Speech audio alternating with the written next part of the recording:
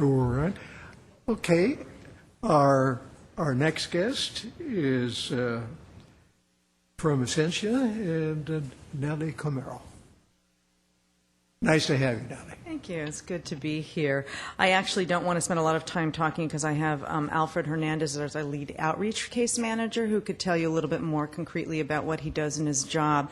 But this is a proposal to fund 65% of that position and a portion of an assistant position and some admin for our outreach program. The CDBG request is, you've got that, right? So the CDBG request represents 23% of the total project budget, and we'll be leveraging $132,000 in other sources of funding. This is a project that I think is a fabulous example of how the city and Essentia work together to address homelessness.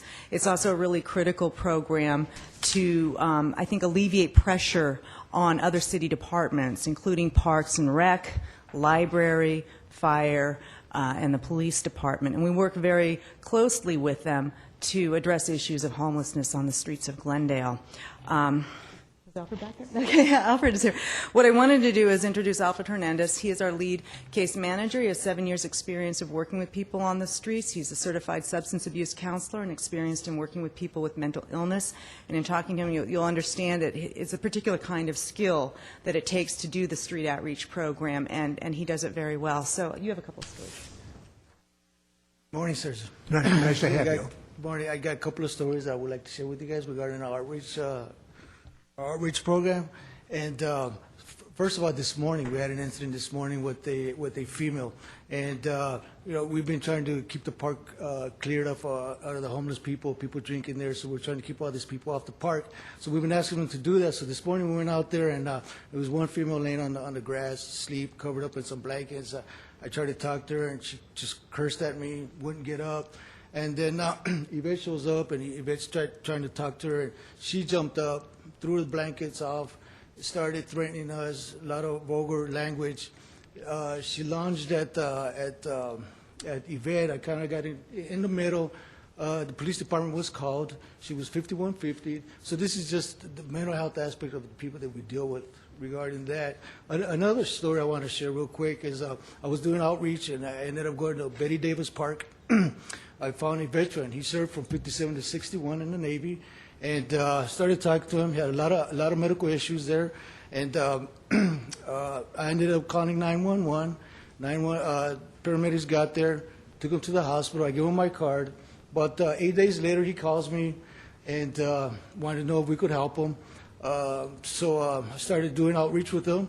He ended up coming into our year-round shelter here at Essentia. Now, he just signed a lease about 10 days ago for his apartment. Hasn't had a drink since, and he's doing really well. He's getting his relationship with his son back together. So another story real quick that I wanted to share in regards of our outreach program. Are you still in the same location? Where are you now? We're still on Fernando Court. Our hope is that our new building will be completed by July, and then we'll be moving there, and certainly we would let you know. I just want to also emphasize that if Alfred had not been going to that park to see who was in there, that man could well have died. He was in very serious condition when the paramedics arrived. And so in some cases it literally is life-saving work because obviously we don't have enough city resources to be in all places at all times. So I'm just very happy that we're able to provide this service and to work with the city. And if you have any questions, we'd be happy to answer them. Any questions? I have one. Your request is for $39,000. Mm-hmm. Last year you requested 43, and you were given 30,000.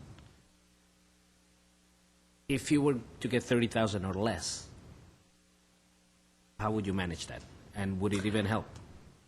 Well, certainly 30,000 would still help. We always are looking for additional funding sources because we know that we can't count on any funding source, whether it's a foundation or a government source, forever, and we do have to make contingencies. We presented to you what we thought was a fair request, and I know you have a lot of pressure, and we're still uncertain about the sequestration impact, so I know that that's looming out there. Certainly we have a grant writer to help me out. We're also looking for another development manager to cultivate more individual support. So we are looking for funding in all places in the event that we do experience additional government cuts. No, I know we've had a partnership, the city, when I say we, meaning the city, with Essentia, and it was a different name before. Yes. How long has that been? I believe the city has supported this project since 1995, and I looked in old records, and I think it used to be upwards of close to $100,000 a year in the very early years before the block grant cuts came through. I mean, all of these cuts are not a reflection on the city, it's a reflection on what the federal government has been doing to the block grant program. But it was very generously supported in the early years when it was Project Achieve and Path Achieve Glendale, which is our former name. So, yes. Thank you. No questions? I have one. This is your, are you adding now a third case manager, I guess, what, inside now? Is this pretty much? Well, yeah, let me explain that. In the winter months, we have a third case manager, and we're able to do that because the city of Burbank contracts with us to provide outreach services to them. When we provided this proposal, our future with Burbank is uncertain. They have actually come to us this week for a request for additional funding to see what they want to see a budget. So I don't know what they're prepared to do. So we gave you the budget and the proposal based on the assumption that we're just in Glendale. But when we've had funding from Burbank, we've been able to add a third person. I would love to have a third person in Glendale. There's certainly enough need. But in either case, the funding from this CDBG would be allocated to the case provider in Glendale. Exactly, yes. Anything that's funded from Glendale is for services to be provided in Glendale. I have a follow-up, unless... Yeah. We just received your responses to staff comments, so I'm trying to read really quickly and make sense of it. Would you just explain the explanation or the response to staff comment number 2? Weakness No, number I didn't 2? bring my response with me, so I'm sorry. I believe, does it have to do with the supernova leveraging? It's, yeah, the leverage, yeah. The match. The match, the match that we have to provide can be cash or it can be other sources. The fact of the matter is, if you're saying I wasn't really understanding if we cut the funding, how are we matching it if we don't have the funding? Because you're either going to match with the service or resource or funding, and or a referral relationship.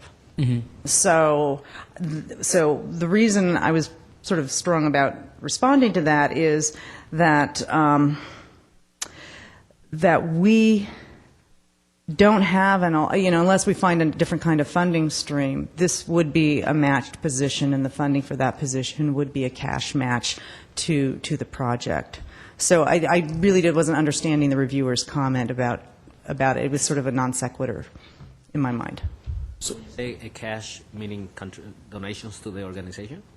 Right. Well, historically, and this is where the law has changed, but historically the match for our supportive housing program has had to be in the form of cash coming through to our agency. Okay, so we had to document that we had cash coming from a non-McKinney source into our accounts, and that would be our match. The law has now changed, and moving forward, we'll be able to show other kinds of in-kind contributions as well. So, for example, if this project leveraged services from D.D. Hirsch, we would calculate that value to the project, and the value would be counted as match. Okay, so yes, it's true, we don't have to have cash as match, but the way our budget is structured and the way our project is structured, our argument, I feel that was our argument, and it still holds. So in terms of the funds that you're specifically requesting from this committee or the city council, is that amount necessary for the match? I'm still a little confused. Maybe Mr. Correa can provide some clarification. Well, let me put it this way. If we don't have it for the match, we would have to look someplace else to find some other kind of source to match the funding. Okay. Okay. And is there still a misunderstanding between what you meant and what the response is? Mr. Sinani and members of the committee. It's really some semantics, I think, on the language. all It right. necessarily, I think, was responded what we were thinking of, but it's not a significant matter that's going to make any difference. Just semantics and some language about how they use the terminology, but it's not anything significant. Right. Technical stuff, you know. It's inside baseball. Okay. I have one follow-up and then one other one, Natalie. While going over your packet, I read for the first time your 100,000 home development committee. Can you explain a little bit what that is? Yeah, it's not a home development. It's a 100,000 homes campaign.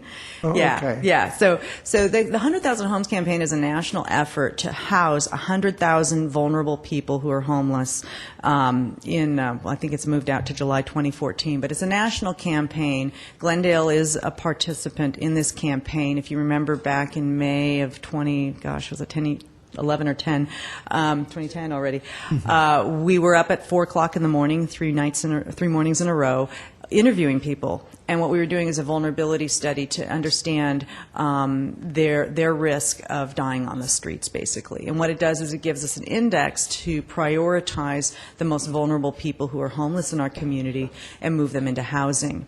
And when we did this, Yvette Sanvalli and I looked at the numbers, and when we made our commitment to that campaign, we told them we would house 10 people in an 18-month period because that's what we could commit to.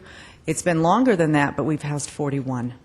So even without the assurances of permanent supportive housing for the people who are in this program, we've been able to far exceed that by just luck and resourcefulness, and so we're very pleased about that. The campaign, though, is very aggressive, and so they've come back and said, yes, but we found more homeless people in your community, so that the target keeps getting higher and higher and a little more elusive, but I understand their intention and their goal is certainly worthwhile.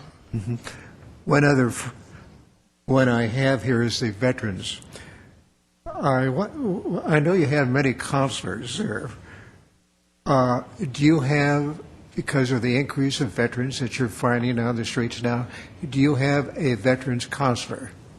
What we have is a project of the Veterans, U.S. Department of Veteran Affairs. It's called the Supportive Service for Veteran Families Program. We currently receive a little more than $100,000 a year to support that. In the original grant application, we used the team that we have in the Access Center because typically anybody who comes to services for us gets helped by multiple people within the Access Center, and so that's how we structured that proposal as well. We recently submitted a renewal and expansion request, which would provide for a specific veteran case manager for that project. And if we're funded, that will allow us to serve more people and do more focused efforts on veterans. But historically, we actually do have our substance abuse case manager has historically also been the veterans case manager, and so anybody who is in need of veteran services would go to her for her contacts into Veteran Affairs. But the SSVF grant was really important to me because it ties us as a grantee of the VA. And that has opened a lot of doors. I know Alfred goes to a lot of meetings with the VA, and that partnership, I think, has worked really well for our clients. Just one last question here on the involvement of the GPD working with you. I remember in 2009 when I was going to the Cancer Treatment Center here on Colorado and Everett, that I saw someone. I called your office. I was a little fearful of calling the GPD. And I wanted to ask you, is GPD trained to a degree to be able to call you? Because I know there probably a lot of apprehension for someone that's on the street that needs service and seeing a police officer rather than you or one of your dedicated staff members. So I was just wondering if they're trained in that to be able to call you when there is that need. We work very closely with the police department. Lieutenant Brooks is a board member of Essentia. We work, Sergeant Gilkerson attends most of our winter shelter meetings, and we're also in communication with him and Officer Tino Solomon. But primarily in the southern part of the city, we have the most contact with the police department, and they know us, they know the Access Center staff. And so I think we have a very good relationship. I can't speak to the kinds of training they get in the department, but our experience, I would say, has been very, very positive. We work really well and collaboratively together. Well, that concludes our questions here. I want to thank you and your staff for coming up and the beautiful service you do. And we're looking forward to your open house come June. Oh. We're not going to do the open house in June. I'm just going to... Not June, huh? Let me get moved in first. Oh, But we okay. will be delighted to invite you when we're ready. Oh, Thank okay, you very fine. much. Okay. Thank you. Thank you. Evaluation?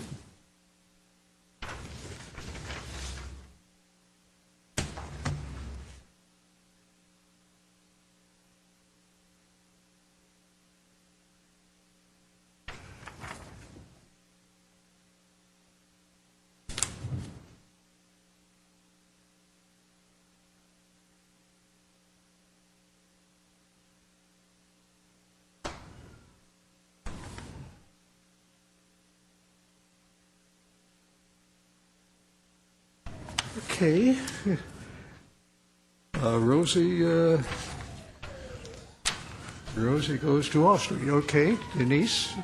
John? Fine. I didn't know you're involved, John, in this. Is there anything you're not involved in? Thought it was only ladies. Nice to have you. I'm sorry that Paula's not here to join you as well, but maybe that's why you're here. Thank you. Committee Chair Cornell, members of the committee and staff, my name is Denise Miller, and I'm the chair of the Commission on the Status of Women. I'm here with John, and we are about to speak about Camp Rosie, or also known as Rosie Goes to Wall Street. We, as the Commission on the Status of Women, have been offering this in Glendale for the past 6 years. We have fortunately received funding from the CDBG for the past 4 years. To date, we have served approximately 300 girls through the Camp Rosie program.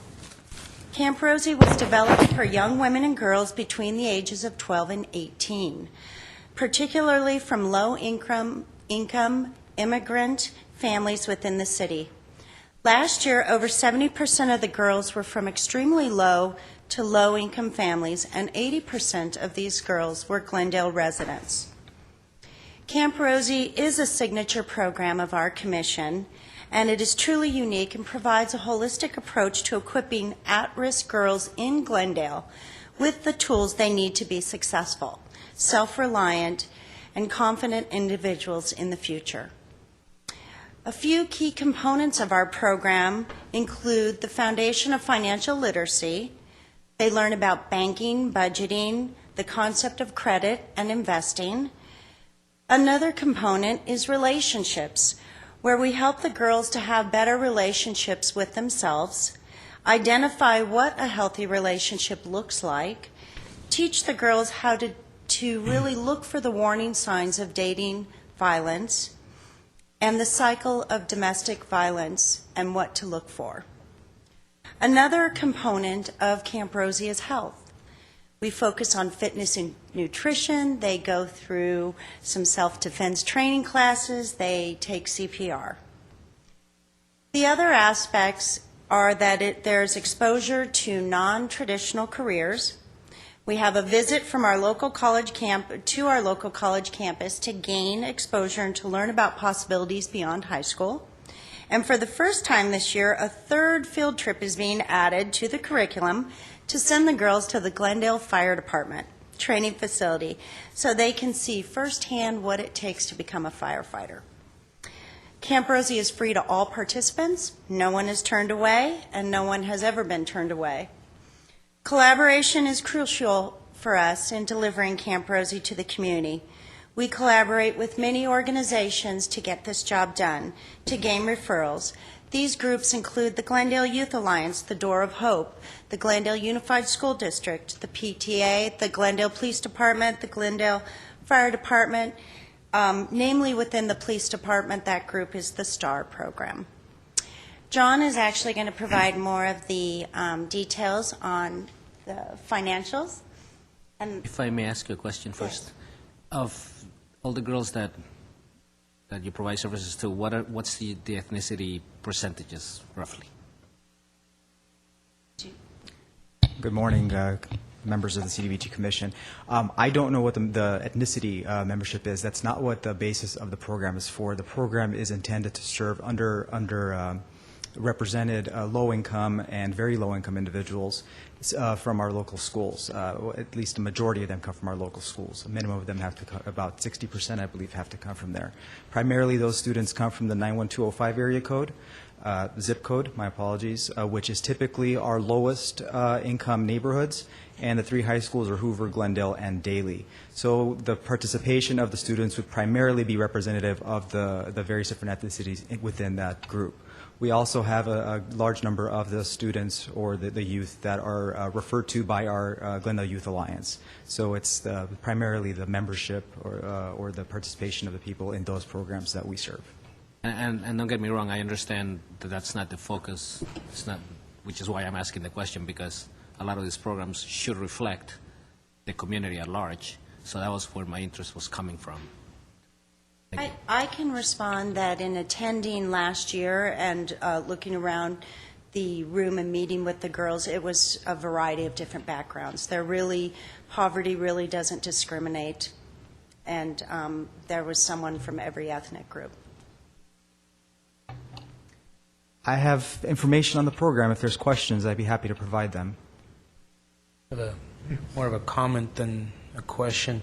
In the past, you've brought participants in the program to the commission, and that I'm sure after you've seen them, and you know what the makeup is like. And it's a great program. I have no questions. Just wanted to say thank you and keep up the good work. Well, John, I just wanted to say, and I would have said it if Paula was here, every time we look at you and we see your proposal and your budget, you all seem to be able to stretch it by reducing your funding request and yet be able to still provide the essential tools for these gals.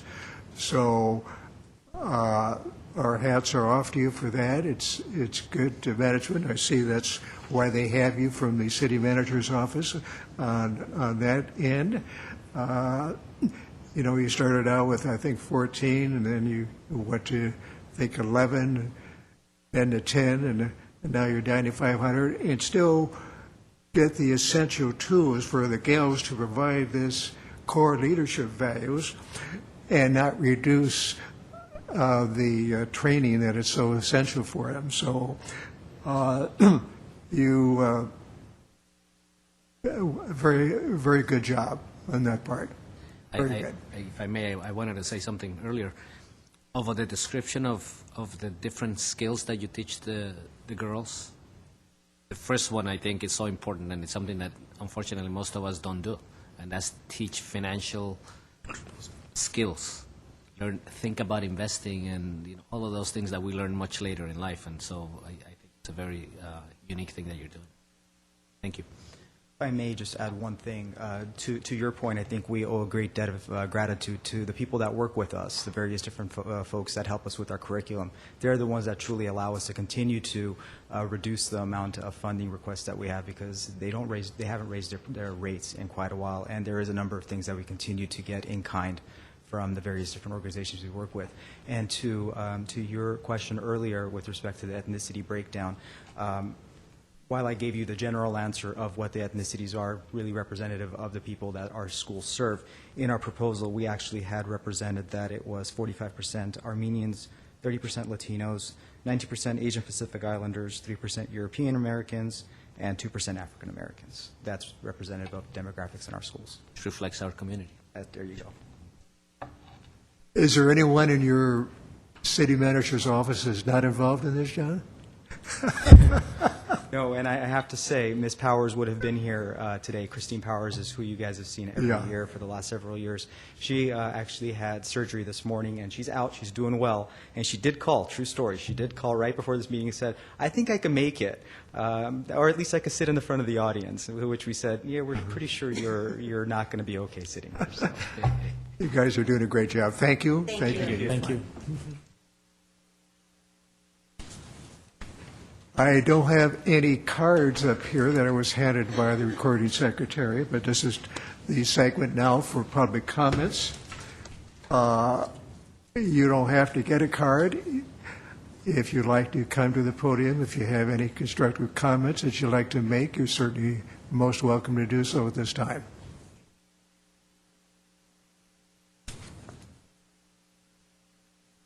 If not, then I see, according to the agenda here, that it's a lunch break, and we will recess for that.